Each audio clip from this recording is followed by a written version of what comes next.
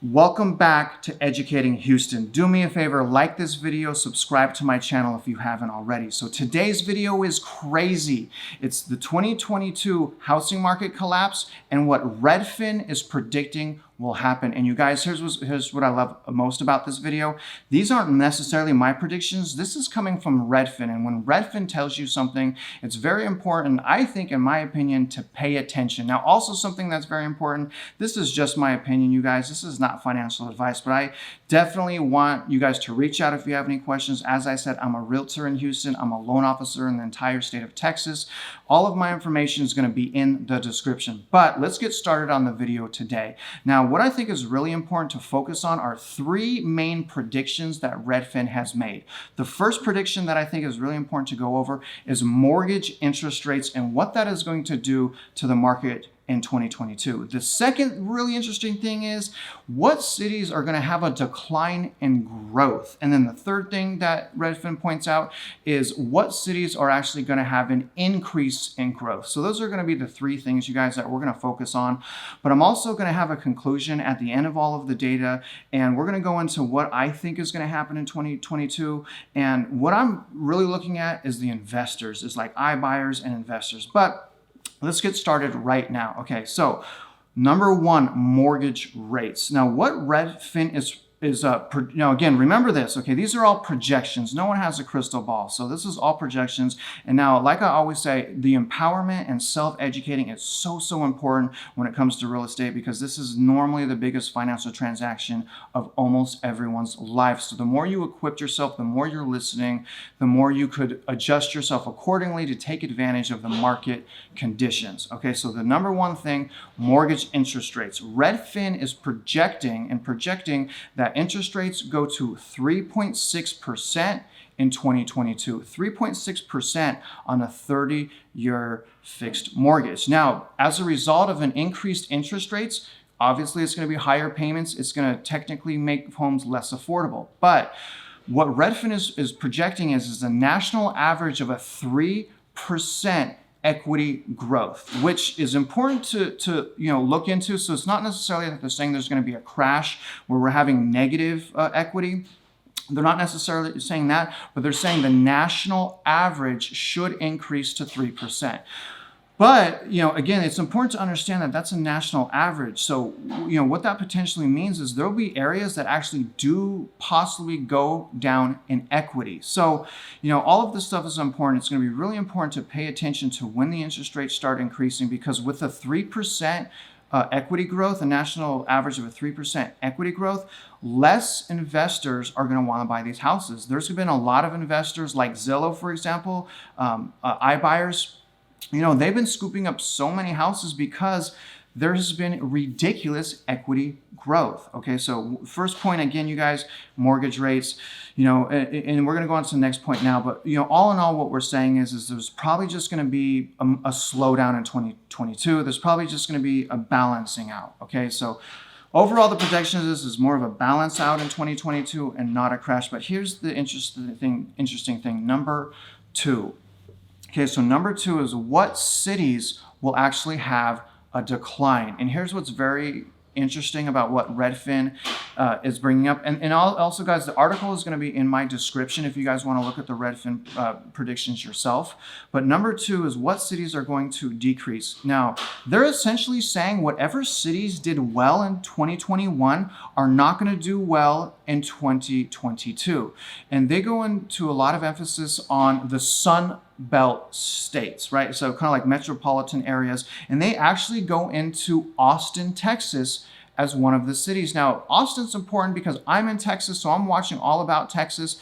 And I've always known for the last year that Austin, for some reason, the prices are going up way more in Austin versus Houston versus San Antonio. And I believe that reason is this is kind of like a Silicon Valley going up there. There's a lot of people going into Austin, which is creating a higher demand for houses. But nevertheless, they are saying that the Sunbelt cities like Austin and places like that, there's not going to be a lot of people moving there. In fact, they use words like mass exodus. So they're saying that there's going to be a decline in those cities like Austin and places like that for the pure fact of this.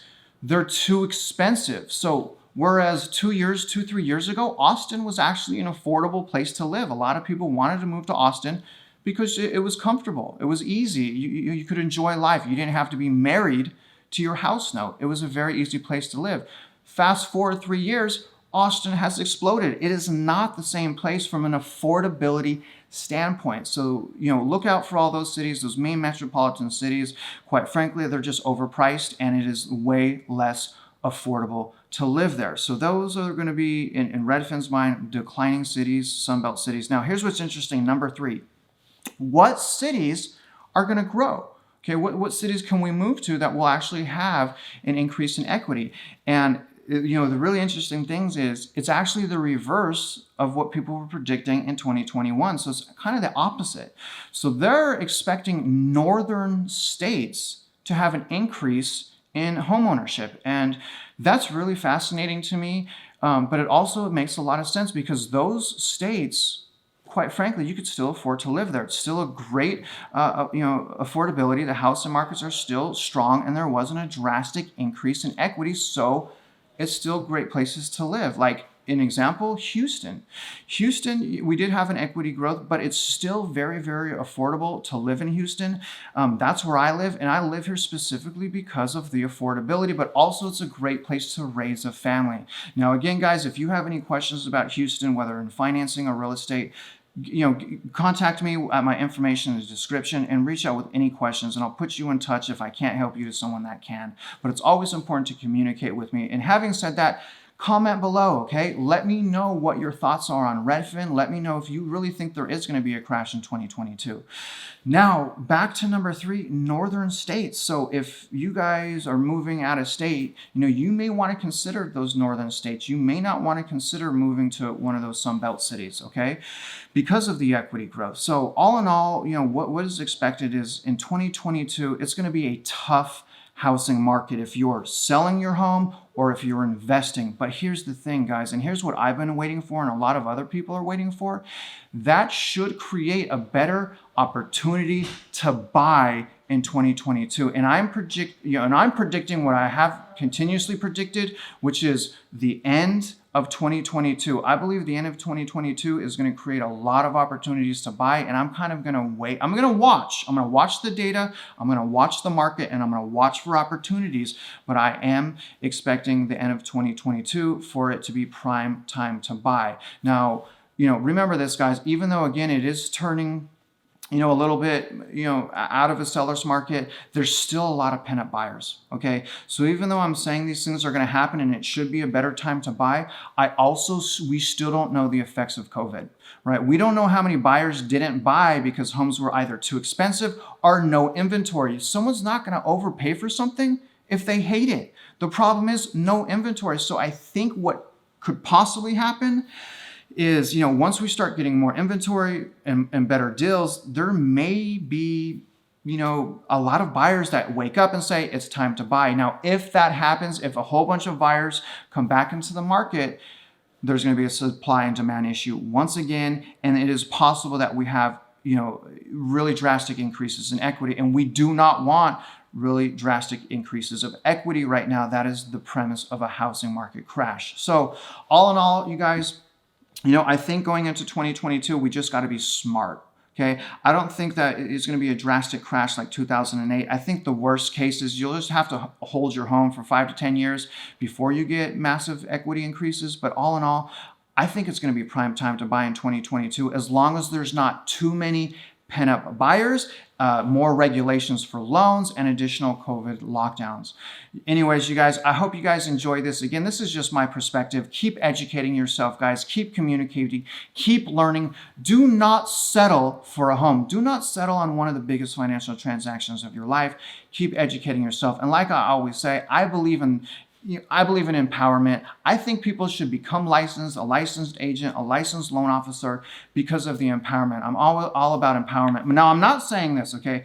Now, the full-time loan officers, the full-time realtors that are at the top, you can't touch them. Their skills are amazing. There are some amazing professionals. I am simply saying, educate yourself and empower yourself. And I hope I helped you do that today. You guys, thanks you for following along with me. Sit tight for our next video next week. Thank you, guys. Good luck.